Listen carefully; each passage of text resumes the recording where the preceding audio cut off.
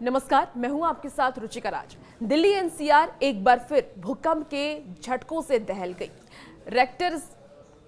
Richter scale पर भूकंप की तीव्रता 4 मापी गई। भूकंप सुबह 5:36 पर आया और इसके झटके इतने तेज थे कि लोग दहशत में अपने अपने घरों से बाहर निकल गए।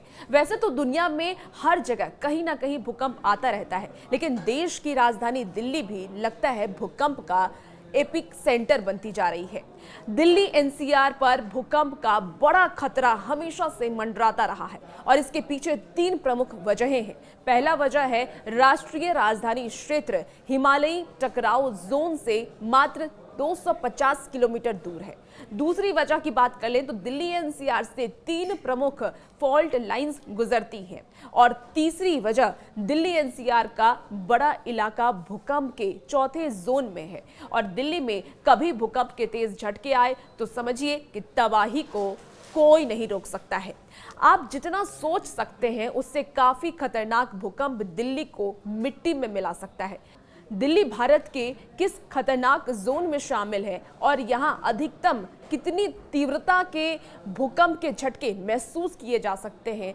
रिपोर्ट ये कहती है कि दिल्ली 3 एक्टिव अर्थक्वेक लाइंस के पास स्थित है और इसमें सोहना, मथुरा, दिल्ली, मुरादाबाद शामिल है। विशेषज्ञों का यह भी कहना है कि गुरुग्राम दिल्ली एनसीआर में सबसे जोखिम भरा इलाका है क्योंकि यह 7 फॉल्ट लाइन पर स्थित है। अगर ये सक्रिय हो जाते हैं तो उच्च तीव्रता का भूकंप आ सकता है और वो तबाही मचा देगा।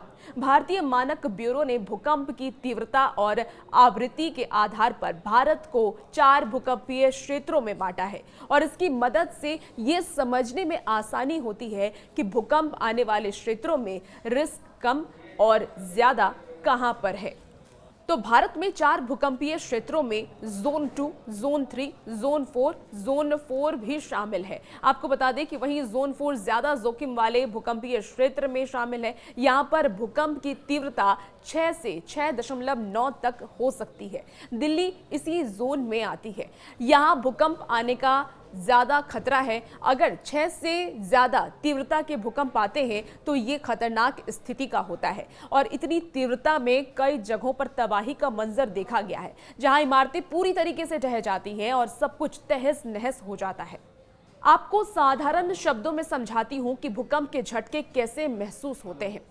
रेक्टर स्केल पर 3 से 3.9 की तीव्रता होती है तो ऐसा लगता है जैसे कोई ट्रक आपके नजदीक से गुजर जाए। रेक्टर स्केल पर 4 से 4.9 की तीव्रता होती है तो भूकंप से खिड़कियां टूट सकती हैं।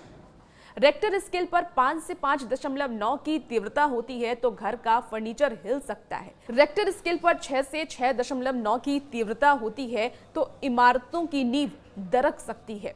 रेक्टर स्केल पर 7 से 7.9 की तीव्रता होती है तो इमारतें गिर जाती हैं।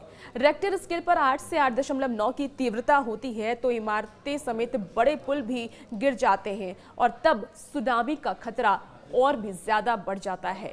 रेक्टर स्केल पर 9 से ज्यादा अगर तीव्रता होती है तो फिर तबाही आती है और ये सबसे विनाशकारी स्थिति है।